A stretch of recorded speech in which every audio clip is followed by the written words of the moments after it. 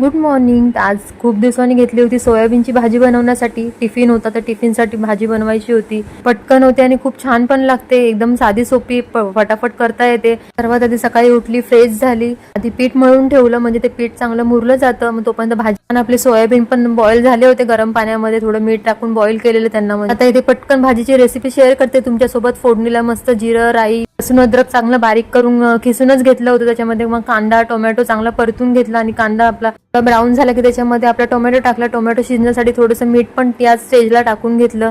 नंतर मग आपले सगळे बेसिक मसाले असतात ते हळद, धना जिरा पावडर, आपलं लाल मिरची पावडर आणि आपला थोडासा घाटी मसाला सगळं छान असं परतून घेतलं तेल सुटेपर्यंत.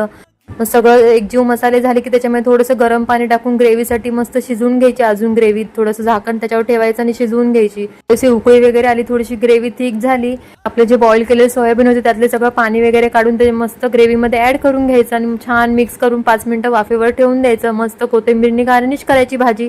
खूप छान होते भाजी. इथे थोडीशी होते तोपर्यंत मस्त मग एका साईडला चपाती करून घेतली. सकाळी सकाळी टिफिनची घाई गडबड चाललेली होती माझी अशी. आता इथे आपली चपाती भाजी दोघी पण रेडी झाल्यात, तर त्यांना टिफिन वगैरे छान करून दिल्यानंतर मग ते गेल्यानंतर दुपारी घेतली होती पालक साफ करण्यासाठी. खूप दिवसापासून आणून ठेवलेली, जवळजवळ पण 4-5 दिवस झालेले, पण साफ करायला काय टाइम नाही भेटला. सगळे अर्धी तर पानं सुकून गेली होती, अशी पिवळी पडली होती, पण एवढी कुठे टाकून देणार. म्हणजे थोडीशी ठेवूया, डाळीत वगैरे वापरता येईल, एवढी टाकायला जीवावर येतं. तर कामं वगैरे आवरून घेतली. आता झाला जेवणाचा टाइम. तर साईदने मस्त मला जेवण वाढून दिलं होतं आज. तर मी मस्त जेवण केलं. तर झाला असा होता आजचा दिवस. भेटू पुढच्या ब्लॉग मध्ये. तोपर्यंत बाय.